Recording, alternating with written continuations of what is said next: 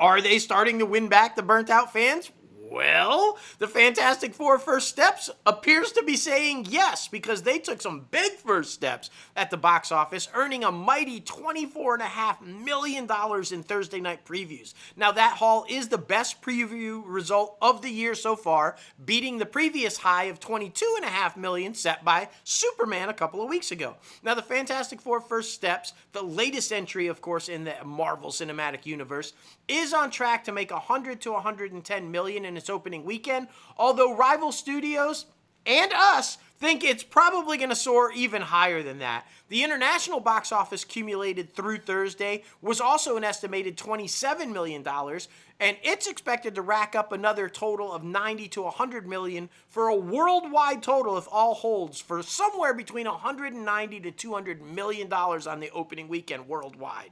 Now, the Fantastic Four First Steps will win, of course, this heroic showdown this weekend, and its opening results will be in line with the Man of Steel's launch. First Steps officially brings back, of course, Fantastic Four into the MCU and away from some of the lackluster Fox movies. So, yeah, let's talk about it. We kind of touched on a little bit of everything that Feige was saying, but he was just diving deep into some stuff. Man. And one of the confusing things that I want to talk about briefly off the top is when you said, because we kind of knew the recasting of the X-Men was coming. I always kind of knew in Secret Wars they were going to kill off the 20th Century Fox X-Men, and we would see a young cast. That's not surprising. I think what caught everybody off guard is when he said, well, we're gonna replace some of the legacy guys too.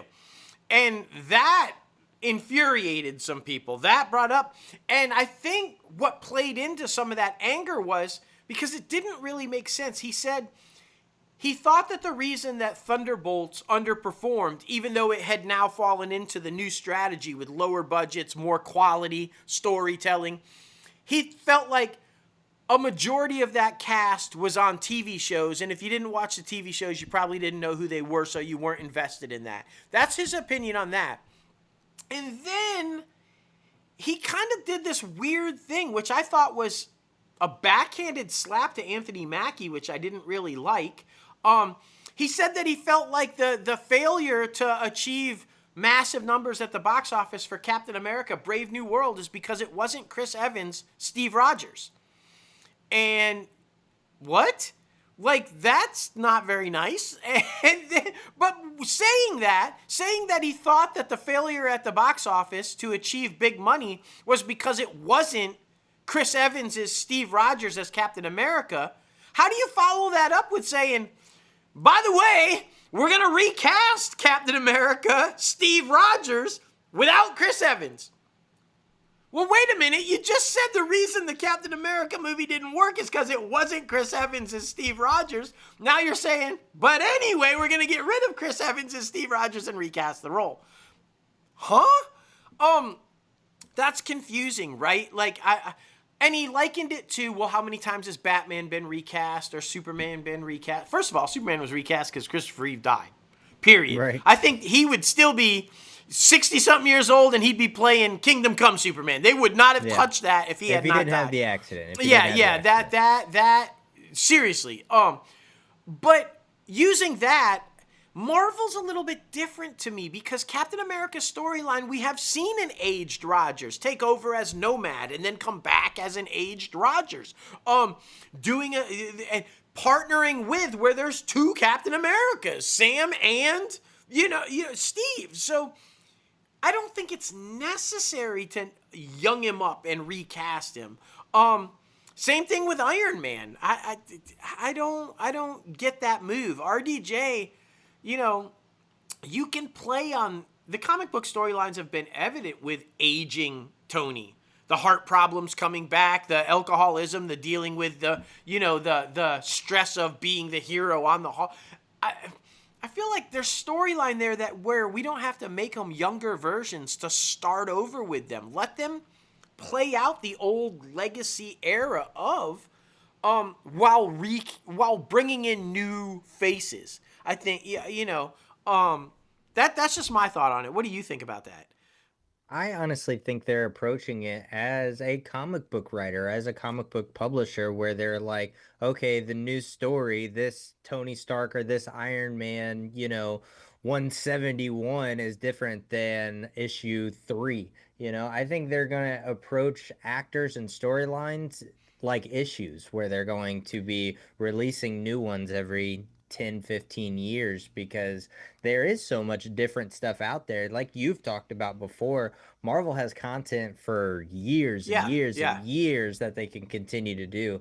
But yeah, it's different though because yeah, when you talk about the recasting of Superman or the recasting of Batman, I feel like that's after those storylines were done and those actors were ready to yeah. move on. But I mean, I don't know. It's all just very weird. And with the legacy characters like Captain America, like Iron Man, they are so associated with these actors that it is going to be very, very strange for the audience to get used to that.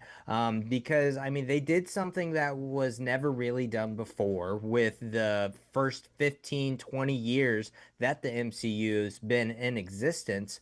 And I don't think that average moviegoers who like superhero movies that don't read comic books are going to appreciate or like that as much as, different things. I don't know. I just don't feel like it's a good idea. Like we've talked about, Marvel has so many different characters that they can use. They're reintroducing Blade. Fantastic Four, in my opinion, was fantastic. Yeah, yeah. This is literally the first steps for Kevin Feige to introduce the new characters with the X-Men, with Blade, with Fantastic Four, and to start new storylines. Just leave the ones in the past. I don't think that Captain America and Iron Man should be recast. Well, and I have a theory about why they called it. I was always asking, like myself, like, what's the first steps? Why are they calling it first steps? Does it have something to do with space? Does it have something to do with? I think it's titled First Steps because it's the first step in relaunching the MCU. Agreed. Um, and I think that if you're going to get rid of the legacy characters, which apparently is the goal, I think that the Avengers are going to be phased out. Not just Steven and RJ, but all of the legacy. The Avengers will no longer be the face of the MCU. The Fantastic Four will be. I think it was very intentional why they cast who they cast in this film. Feige made no secret. Also in these comments, he said they're Marvel's first family. They are, and I think there's a reason why Pedro is going to be leading the Avengers in Doomsday and Secret Wars. I think it's the transition from Avengers. Fantastic Four will be the new face of the MCU moving forward. They'll be the go-to, every couple of years having a Fantastic Four movie like they had Avengers movies. I think if you're going to do that shift, this was a smart move. Introduce the Fantastic Four, get them right, make people love them, and then use them as the launch for your new MCU. I'm excited for it though. I loved Fantastic Four. They nailed it. The chemistry was so spot on. The back and forth between Sue and Reed, between Reed and Ben, between Ben and Johnny, even Herbie. I loved the interaction with Herbie the whole Yeah, I time. thought they did amazing at very well at highlighting specific relationships Yes, with yeah. two characters throughout the entire family. Like that was absolutely beautiful. And this is what they always do best, what worked well when it was working for them. They have a plan. They are setting stuff up. And if you don't think that's true, there was one line that some savvy reporters caught and were asking Pedro about. There's one line that set up a major storyline if you're a comic book geek that is likely coming. The one line where Sue turns to him and says, "But sometimes you being you hurts me." That set up that it's not always hunky-dory between the two of them. Here Yeah. comes Namor. Here comes Doom, who both in comic book lore have had relationships with Sue. that doesn't go so well with Reed. That one line sets that up. That gives you a clue that sometimes he's a lot for her and she needs a break. And like, so just the thought process in setting that up so far ahead of the game. And then, do we drop spoilers? Do we drop? No, No? I feel like Okay. we couldn't. Okay. We're too close. We're Yeah, too close. yeah, because But I will say the highlight for me was Joseph Quinn. Joseph Quinn he was as Johnny stellar. Storm was absolutely Stellar. my favorite. And like this film too is going to catapult, because they've been calling Pedro just a television star. This is going to catapult him into a movie star. So I'm super excited about it. And everything was honestly great. This is what you wanted from a Fantastic Four. Like Galactus, like I was scared. There was times I was literally scared because of the scope of how they created him. I was very impressed with everything that they did. I was a little worried at first because there's no Marvel open scene. There's no that opening title sequence where it's like the MCU. They just went right in. And you just go right in. I was like, okay, we're starting fast. I was worried. But everything played out very well. The story progressed where you didn't have to do the homework. They were reporting on that this whole past week, where you can go into this film and just have a good time, and that's exactly what they did. And I like, they because they built it as there's no origin story. But if you were some random, I don't even know how you don't know the history of the. I like the way they snuck in the origin without making it an origin story, with them being guests on the show, and let's take a look back at how they got here. Yeah. So you get a brief synopsis of, okay, how did they get the powers? What's going on? What's the deal? Without it being an origin story, which I thought was really clever. I agree with you. I like what they did with Johnny, because Johnny has come off in the past, even sometimes in the comic books, as just a hothead playboy who's only interested in himself and is shallow, doesn't have much character depth. This is a man who, no less than 3 or 4 times throughout the movie was willing to sacrifice his own life to save his family.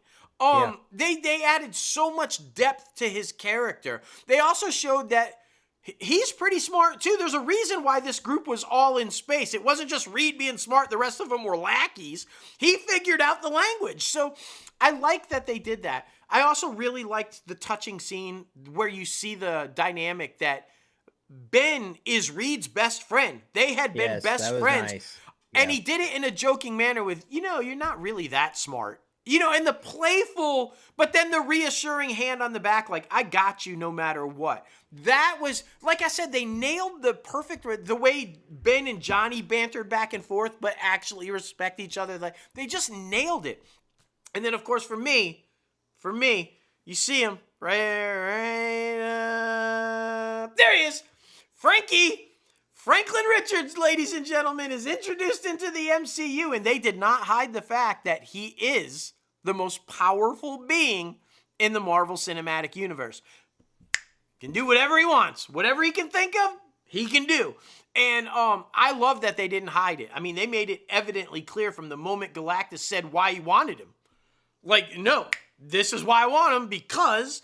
And then I think they did a really good job of highlighting how significantly important Franklin is going to be moving forward in the MCU, while still keeping the fun aspect of he's a kid, So just all in all, really, really good. And if you're going to have this new strategy, this works. So far, the new Daredevil, if you look at Thunderbolts, even though it was kind of like it didn't make a lot of money, but it was great.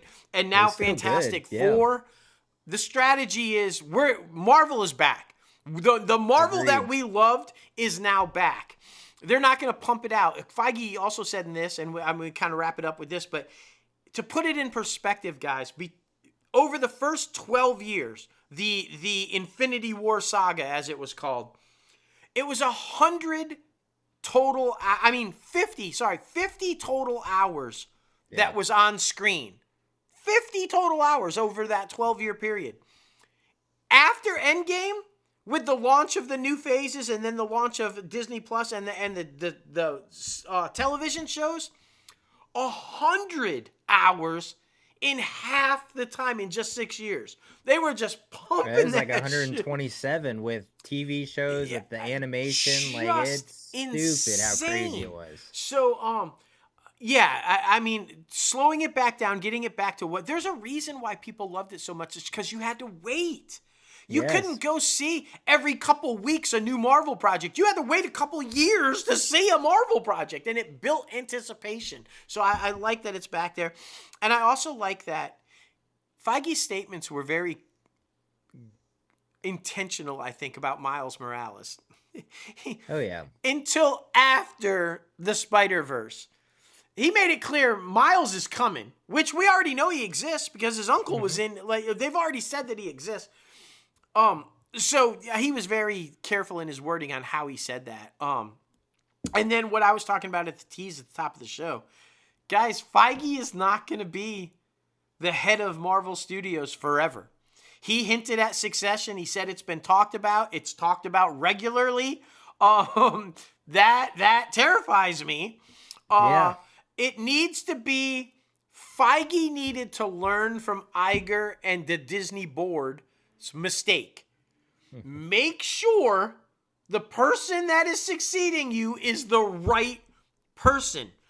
And let me tell you, they have to be Kevin Feige.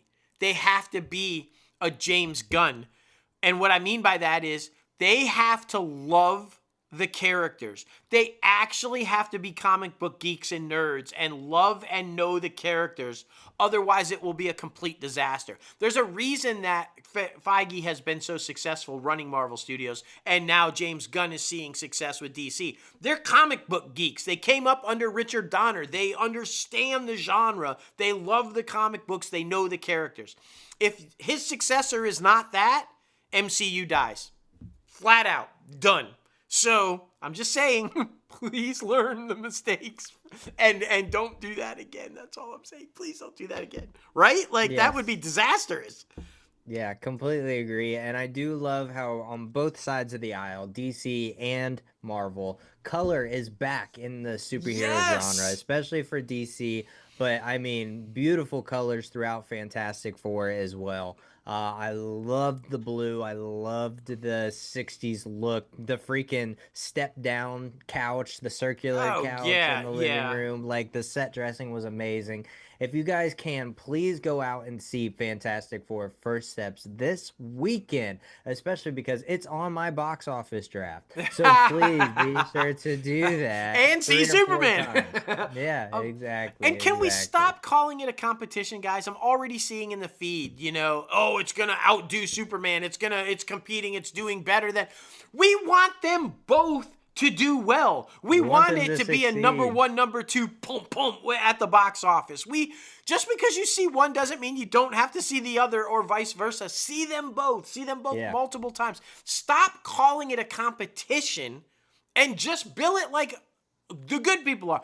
Super fantastic. Make it an event where it's just a superhero, badass, fun time at the box office. Stop with all the fucking hate and pitting them against each other. It's like, even the studios don't pit it against each other. They're rooting for each other. Like, just come on, man. I hate know, that it was shit. great. Before the film even started, before any of the previews or anything started, it was just Emily and I and this guy and his son that were like 3 rows up. And it was still, nothing was happening. I was like, hey, are you excited about this movie? And he was like, yeah, but I'm terrified. I was like, why are we terrified? He said Galactus. I was like, yeah, I get that. And then he asked me if I went and saw Superman. And we had a great dynamic back and forth talking about superhero movies. And that's how my theater... This is what it's all about. Exactly. And that's what my theater is. I saw a ton of the same people in my theater that I saw in Superman. And it's so funny. We have our spots. Everybody that I saw that was at Superman was sitting in the exact same seat that they were sitting in Superman, and I was sitting in my same seat that I saw Superman in, and they had Superman shirts on. They had Fantastic Four shirts on. That's how we want it, guys. We want you to be an MCU and a DCU fan. Let's just keep this thing going, man, because it's good not only for the superhero genre, it's good for the box office, it's good for filmmakers, it's good for theater chains, it's good for everybody if we love both. So just go see both.